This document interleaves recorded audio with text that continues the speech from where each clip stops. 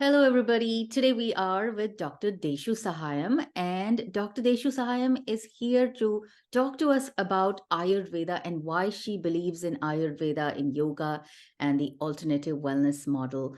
Dr. Deschu, tell us for the world who you are. Hi, Salila. Thank you so much for inviting me. That was very kind. So, I have been a doctor for a very, very long time. I have a membership with the Royal College of Physicians. I live here in London.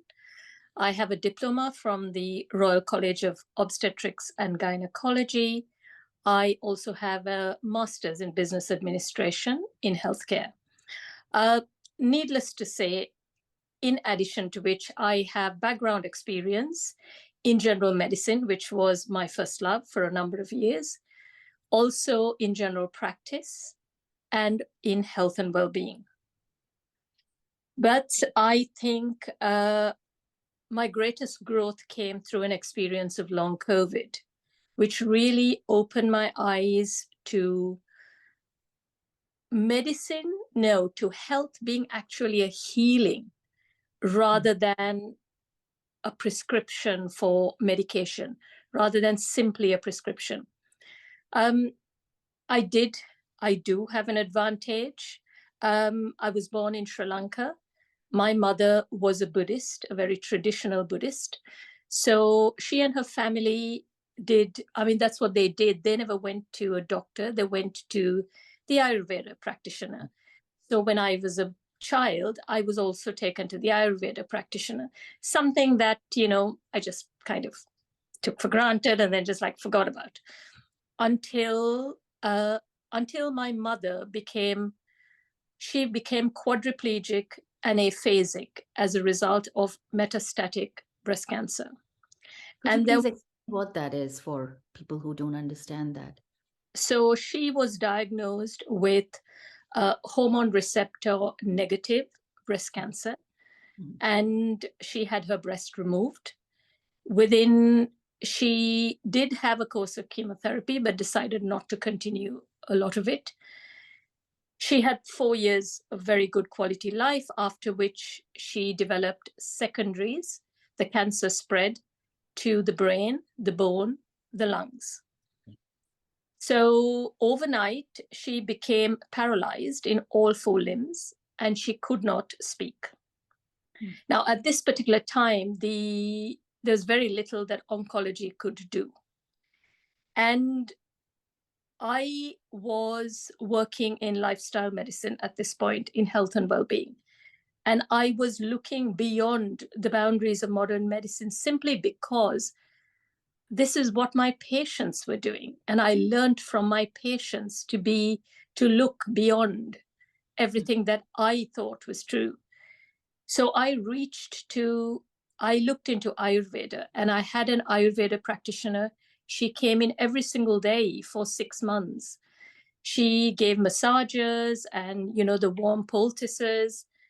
And mum did not have a single bed sore, not one, absolutely not one. And that was the most that I could ask for. And it wasn't just that. I think it was just that it was the only well being that my mother had in those 6 months. So that was one. But when I caught COVID-19 in March 2020, which was right at the beginning of the pandemic, nobody really knew about this. Nobody knew about long COVID. I had a near death experience with COVID-19 in March, and it made me, as I was standing at the doorway waiting to leave, I realized that all we take with us is the person this life shapes us to be. Mm. And I had been a person who had, from the age of 16, I had pursued career, ambition, qualification after qualification after qualification. That was my life. That was the only thing I knew. And I realized that that was what had shaped me into this person who was ready to leave because my life was ending, as it were. And at that point, I knew if I had a second chance, I would do things differently. I knew that, because one's life flashes before you and you understand how much more you can be. But I didn't die that day. Instead, I survived, I recovered, but then I caught COVID again, and I went on to have long COVID. This time I had medical practitioners, because again, nobody knew what this was. I had medical practitioners, people I knew very well, telling me this was all in my head, that I needed to see a psychiatrist. And again, I was one of the lucky ones, because I did a teacher training in mindfulness-based cognitive therapy.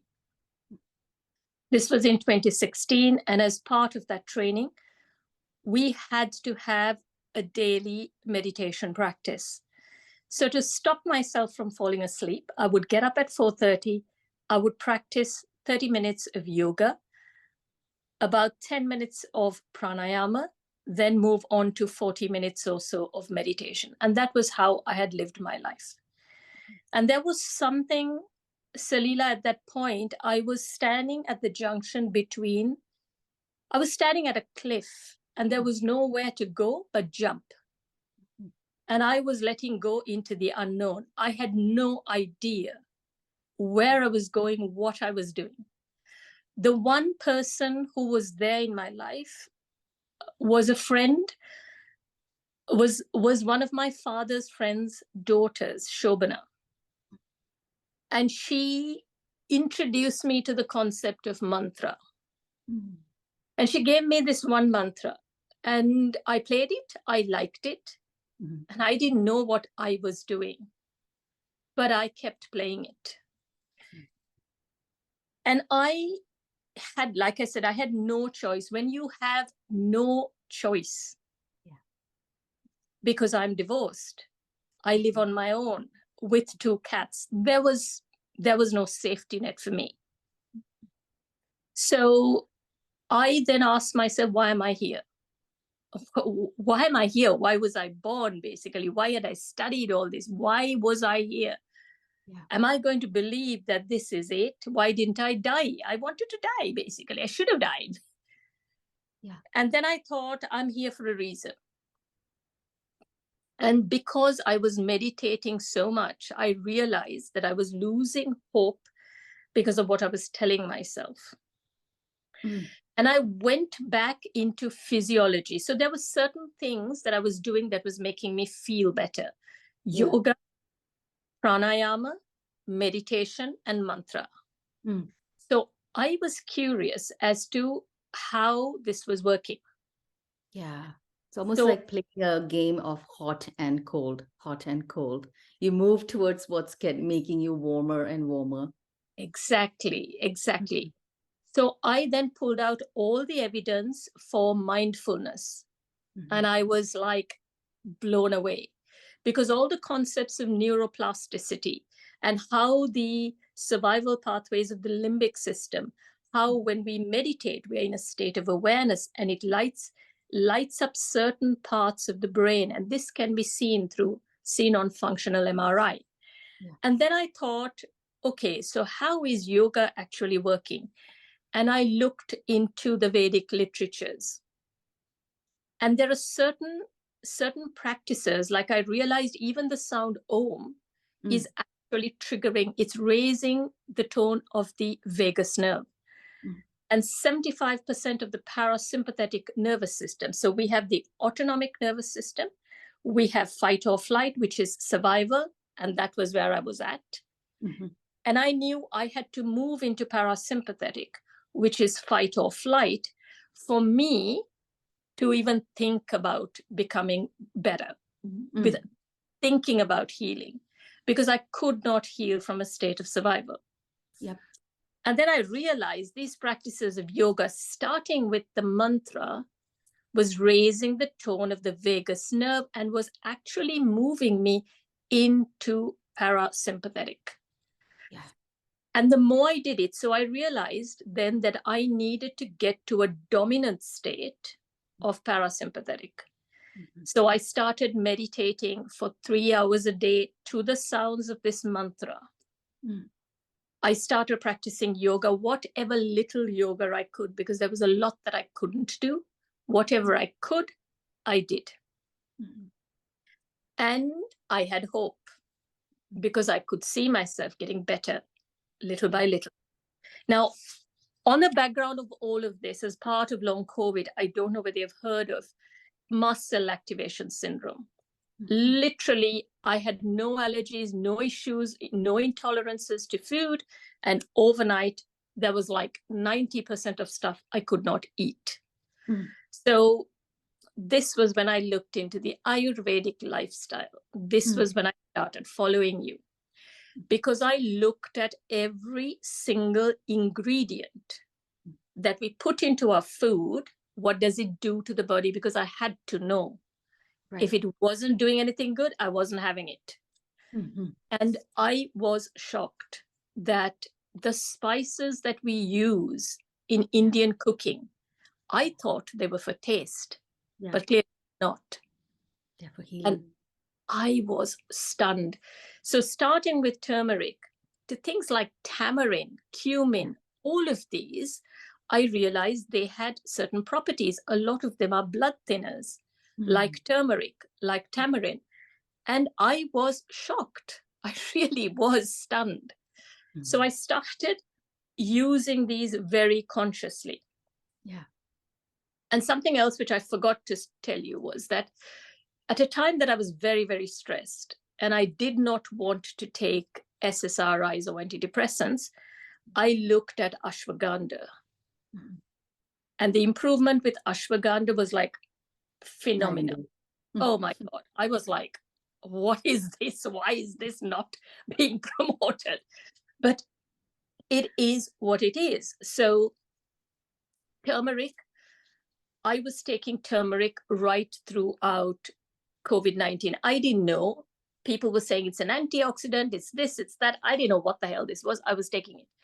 I did know it was a blood thinner because I noticed that my periods were very heavy when I was taking the turmeric.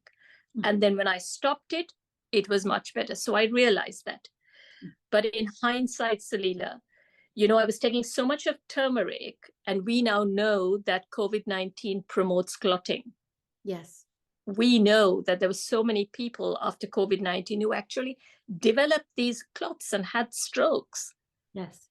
And I was just unknowingly taking this turmeric. Yeah. I truly, truly believe that without it, I have no idea where I would have been because my blood would have been clotting. So today, I don't. So, getting back to the Vedas, I looked in detail, not just, I looked into the Sanatana Dharma. Mhm. I looked into all these traditional practices that people just follow for the sake of following. Right. I wanted to know why, because I felt that there was a scientific basis for everything. Yeah. And I was really blown away. From the fasting that there is for Ekadashi, I realized that the fasting helps us to meditate. It improves the meditation. I realized that certain foods that you're allowed to take, again, it's all very scientifically proven. So to cut a long story short, I really believe in the Ayurvedic lifestyle. And Ayurveda, we know, was the um, the practice that was there when the British came into India.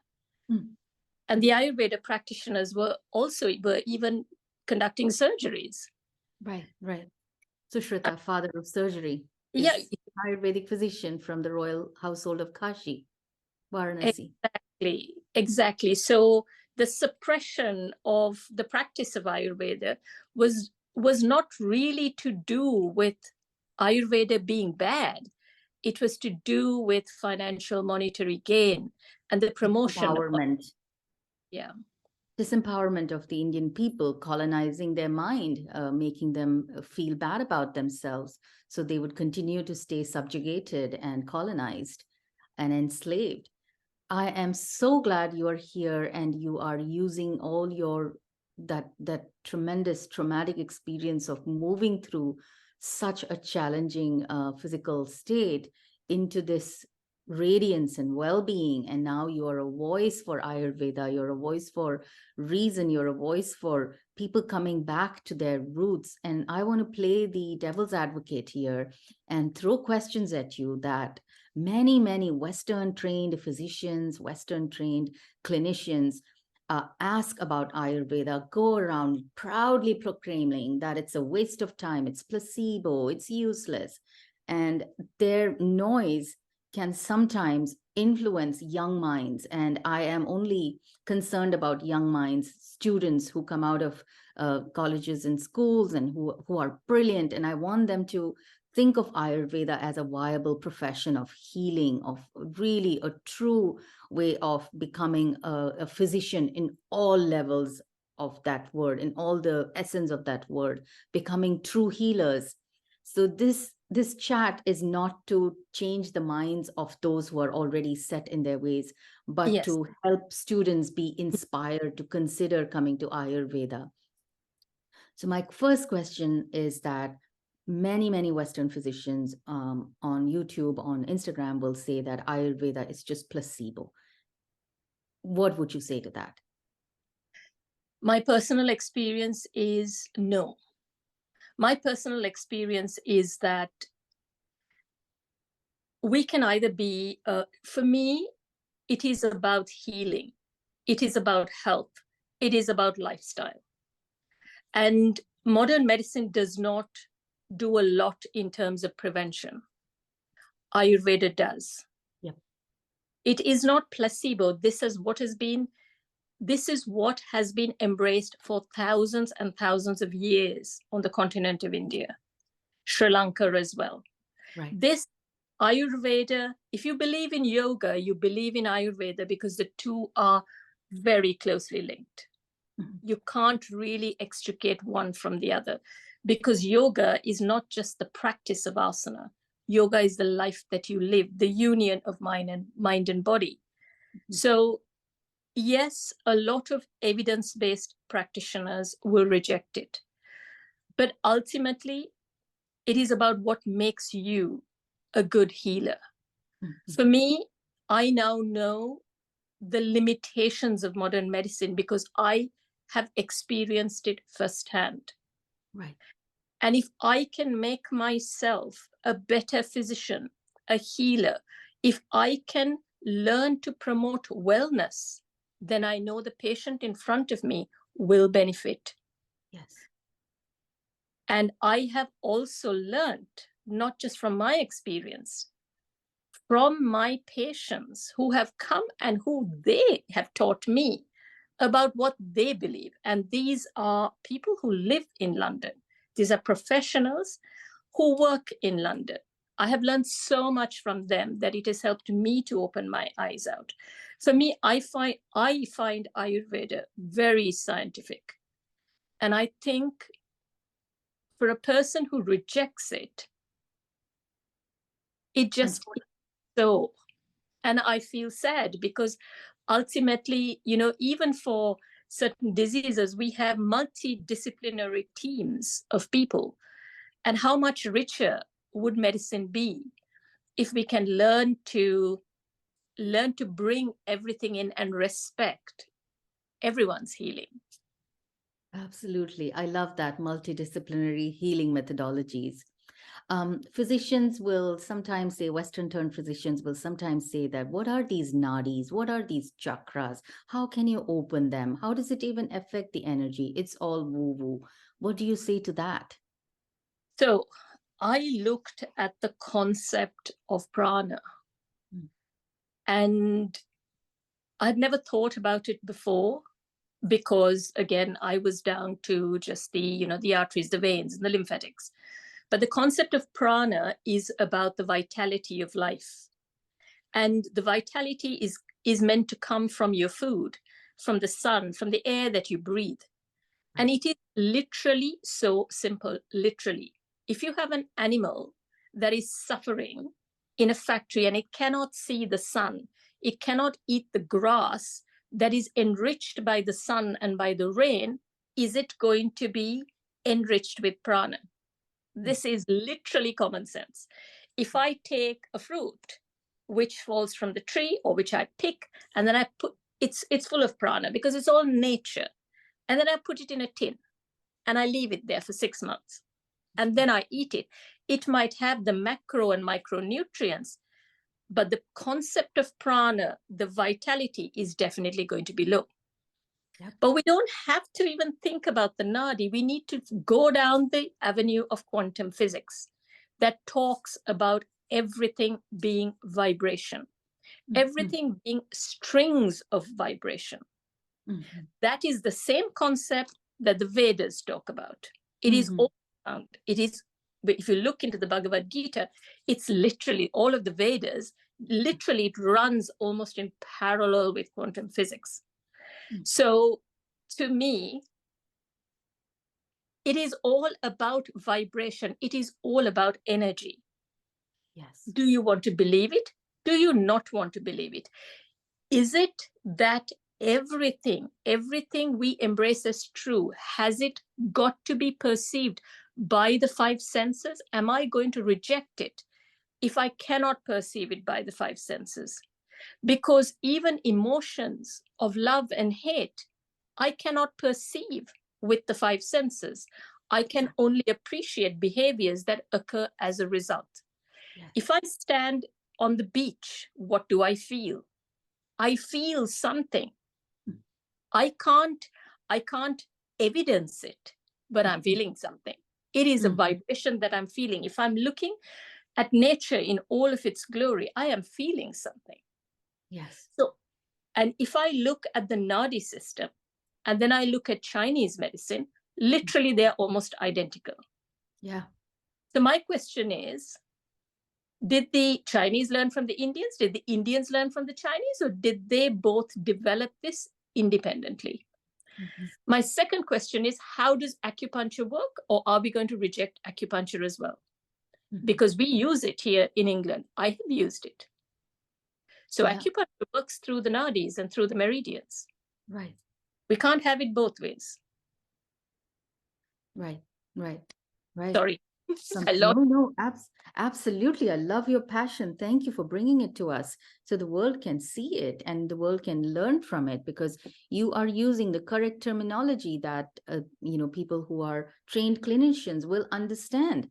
You talked about how you took turmeric pills and it helped you thin your blood through a health concern that clots blood. And I know personally people who have passed away from those blood clots that you were talking about. So something as simple as a kitchen spice, turmeric, actually literally must have helped millions of people stay alive. There are many people who go online and say things like, well, it's a kitchen spice, it's for flavor, it's for color, it's what grandmothers use, it's what mothers use. It's not the tool of a true physician. What do you have to say to such people? So we as physicians, we go for the evidence. Everything has to be evidence-based. But the evidence is provided only if this particular item that we are researching is going to make money for somebody. It isn't going to do that. We are never going to know this one unless someone has the courage to step forward and conduct research on it. None of these are going to.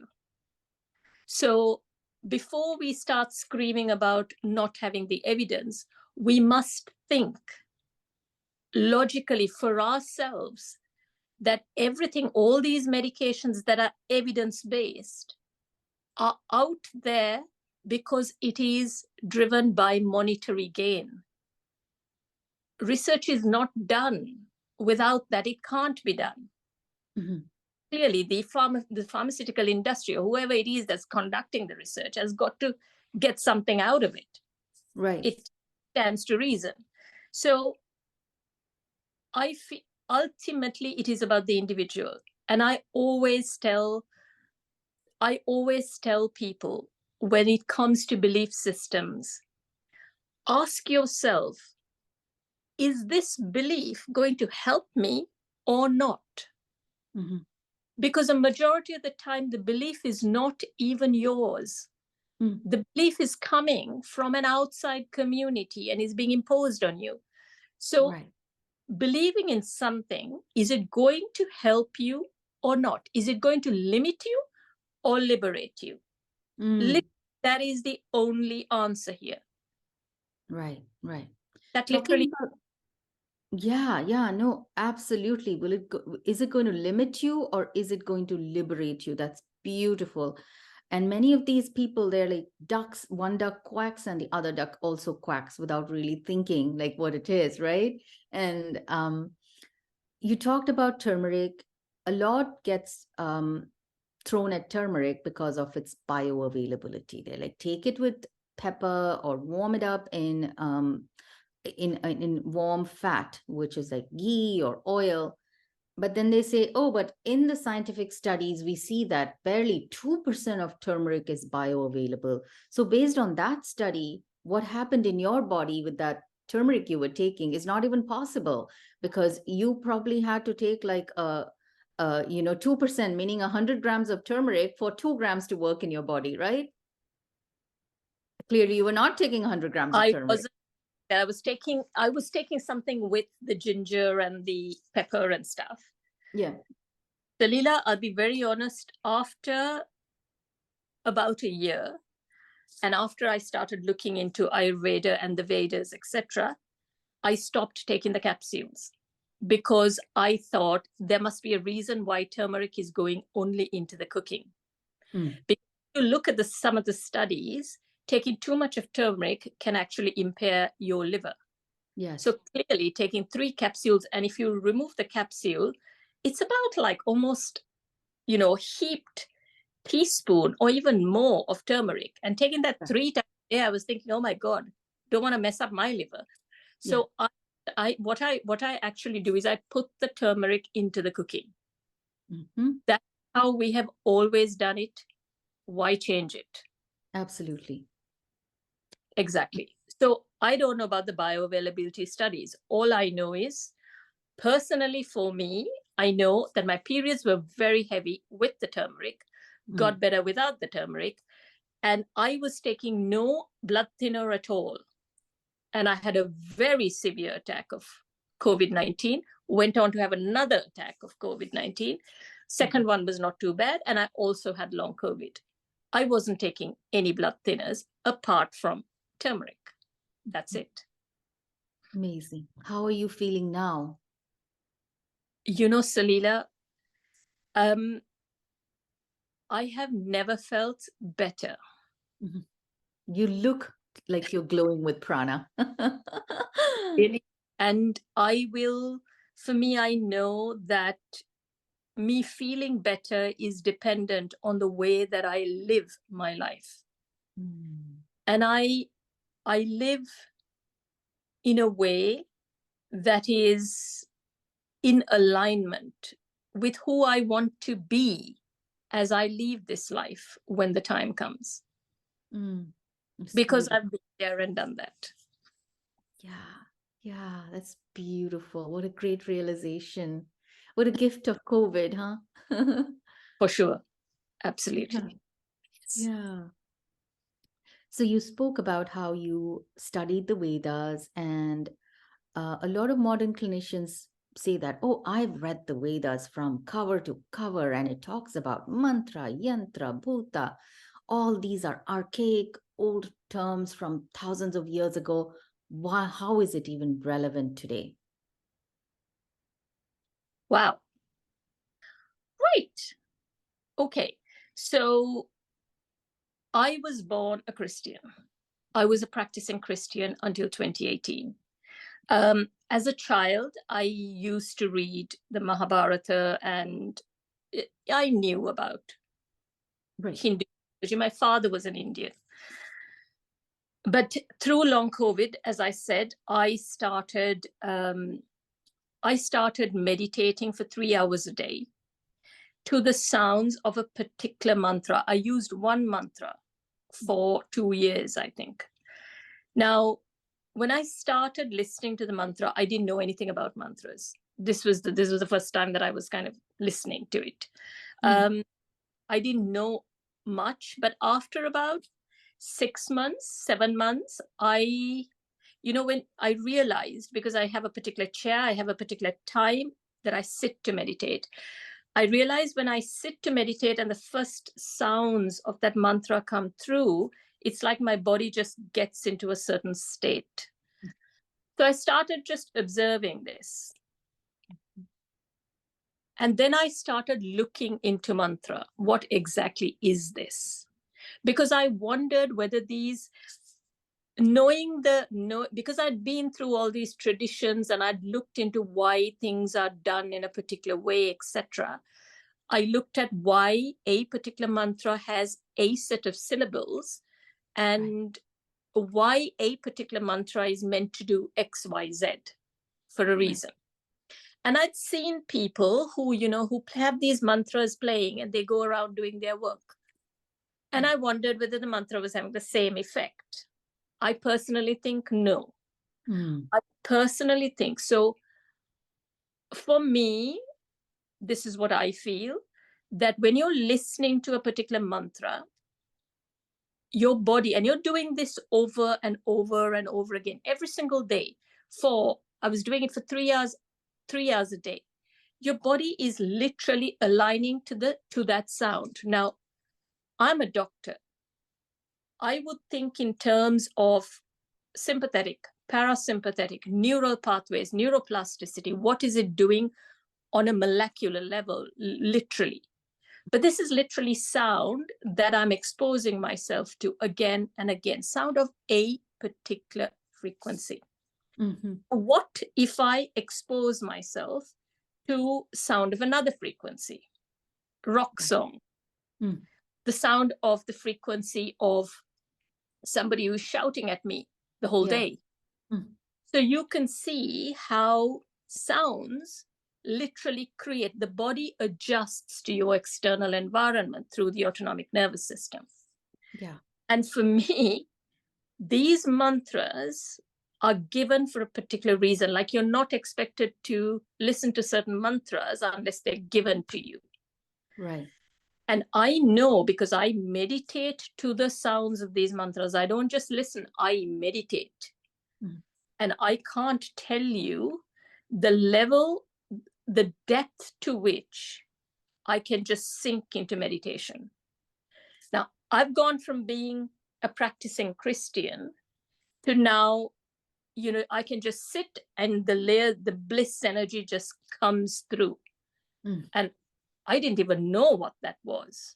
So for a person who is not meditating, who is not listening to the sounds of these mantras, who is blessed enough to be born into the Sanatana Dharma, and you're not making use of this absolute culture, then this has got to be, I feel sorry. I really, really do. It's almost like you've got food and you can't take it to your mouth. Because I'm in England, where so many people meditate, so many people believe this. I mean, so I feel sad if on the Indian continent, people don't reach out to something that can help them so much. But if you don't believe, you don't believe. It just is that. I connect that to the analogy of hell, where you're sitting in front of a banquet, you are hungry, yet you cannot feed yourself. Yes.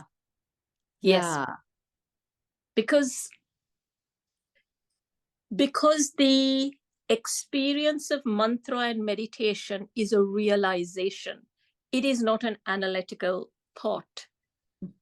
Each one of us has to experience it. It's like trying to teach someone what love feels like. You can't. You have to feel it. The greatest opponents of Vedic education come from Sanatana Dharma as well. But however, it's people from other religious backgrounds who are attacking Sanatana Dharma, saying all of this does not make sense. This is old-fashioned. We need to look forward. We need to be modern. We need to be progressive. So that's how they place the two, that Sanatana Dharma is backward and obsolete and old, ancient.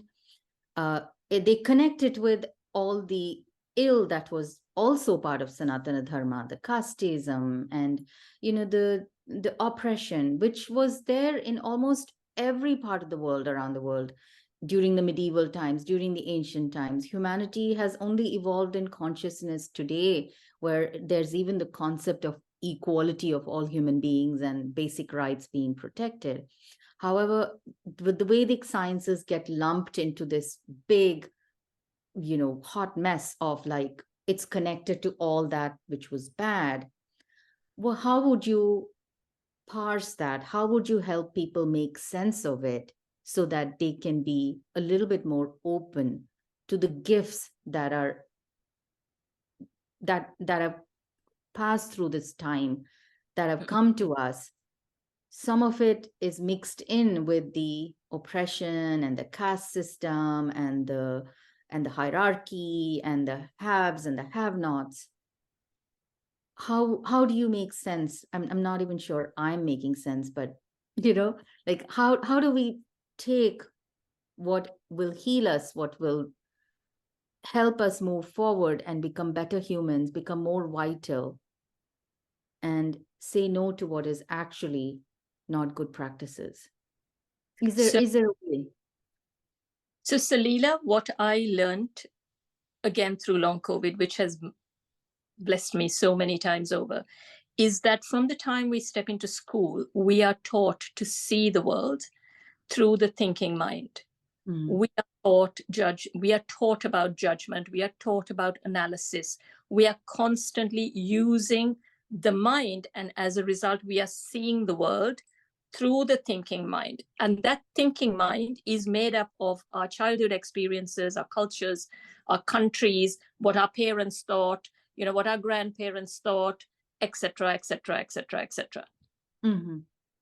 When mindfulness first came out, mindfulness, which is from the Buddhism, it's a part of Buddhism, it taught us to experience the world through the five senses, to stay with whatever is there without judgment, just to be able to observe it.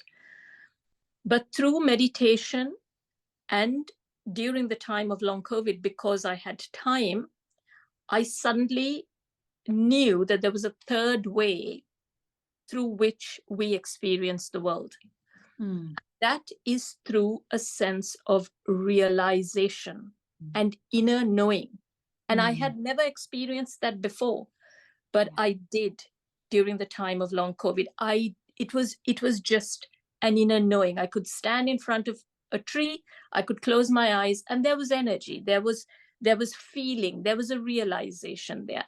And the only way I can explain it is, and I love your cat, looks just like mine, by the way. If we walk along a dark street, it doesn't really have to be even dark. We'll say a very well lit street, but it's 9 o'clock in the night. And the hackles, basically, you sense danger. Yeah. You can't see anything. You can't hear anything. You can't taste anything. You can't touch anything.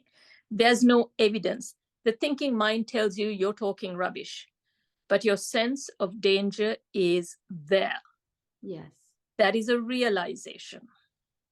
If we start talking to someone and you know that person doesn't like you, it's not through the thinking mind. It's got nothing to do with the five senses. It is an inner knowingness. You just know it. Yeah. They don't even behave in a different way. But if you go into the Vedas, they talk a lot about this realization, and I had never understood it before, because everything that the whole of the Vedas, including the Bhagavad Gita, it talks about the reason for life. Why are we here? Why are we born? Because we want to realize a higher consciousness. We don't have to believe in God. We just have to transform into a higher version of who we are. Exactly. But ultimately, life happens only in the now. now, this moment, this breath, this consciousness. The past has been and gone. It is no longer a reality.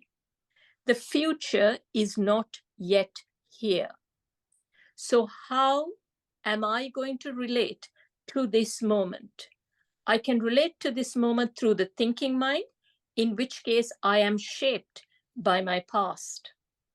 I can relate to this moment through the five senses, in which case I'm limited to everything that I see, I hear, I touch, I smell, etc. Or I can close my eyes and I can relate to this moment through my breath, through this consciousness. And I can align with everything that is my reality in the now. It is what we want. It is what we choose to do. Brilliantly said. Thank you so much, Dr. Deschu. It has been illuminating to speak with you and to hear about your journey and everything that you have shared with us. I hope it will inspire, it will change minds, and the most brilliant minds will move towards Ayurveda as a viable form of a profession that they can be proud of. Just to add, I did look at doing Ayurveda, actually. It was something I wanted to do because I thought it would add to my, to everything that I want to do, and it would enrich me through medicine. But you know, it's so expensive. Oh my God. And I was like, goodness me. So there's a lot of stuff that I follow that you do, which I kind of pick and choose, but it makes sense because you don't use the one size fits all. And I really like that because I don't think one size fits all.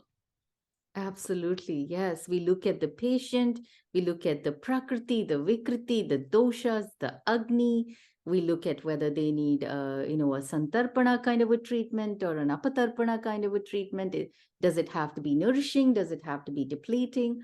All these layers go into deciding the treatment for a particular patient. And this is also another point where clinicians, Western trained clinicians, cannot wrap their head around because the treatment plan or the prescription does not look the same for Different.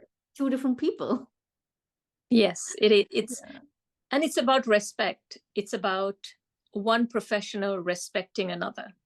It really is. And I'm sorry you've had such bad experiences. And it's about